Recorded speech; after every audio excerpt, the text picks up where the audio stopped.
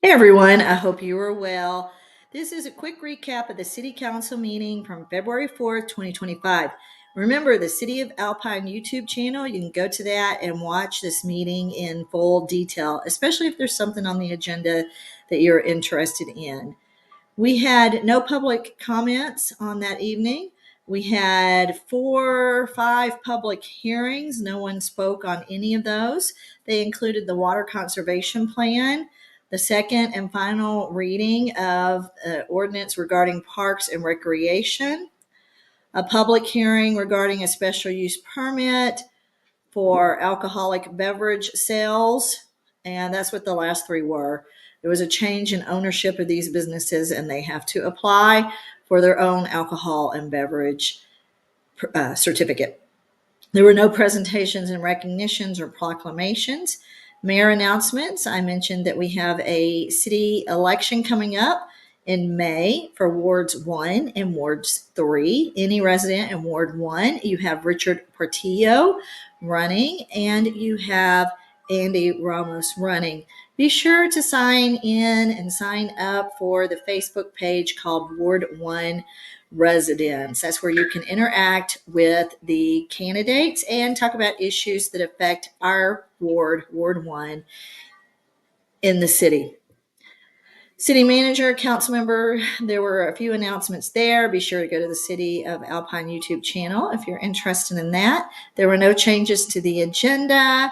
The consent agenda was approved unanimously with Tara Gallagher, I hope I pronounced that correctly. Sorry, Tara. Placed on position 4 for planning and zoning. She was nominated by Lucy Escovedo, her council person. We had an update by Chris Ruggia, our director of tourism, and then also the Alpine PD.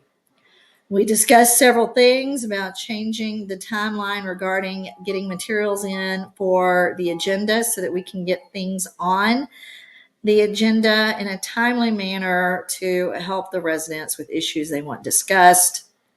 Also, a sale of a portion of property. We discussed establishing an airport committee, and we looked at the Alpine Police Department policy manual. There were action items. They were all approved. One was the water conservation plan. Another was the code of ordinances for the parks. We also approved a nonprofit group to administer Mountain Country Christmas. We changed it so that it'd be for 1 year, and then after that, it'll just be open up to whoever wants to sign up for it, removing the city's involvement. Councilmember Stevens suggested flipping a coin to decide which of the 2 applicants would receive it, and it was awarded to the Humane Society by the flip of a coin. We approved the Alpine Environmental Services Department to continue in Keep Texas Beautiful. We approved the special use permits for the alcoholic beverage sales for the new locations that were purchased by new owners. We approved Jarrett Dirtworks for paving and also Ergon.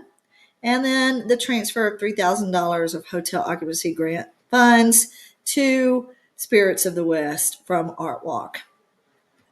We had an executive session in which we consulted with an attorney. We discussed the possible sale or acquisition of property for long-term overall city goals. Action after the session, including us authorizing the city manager to begin negotiation for the Bill Ivy property that burned down. And with that, we concluded the City of Alpine Council meeting of February 4th, 2025.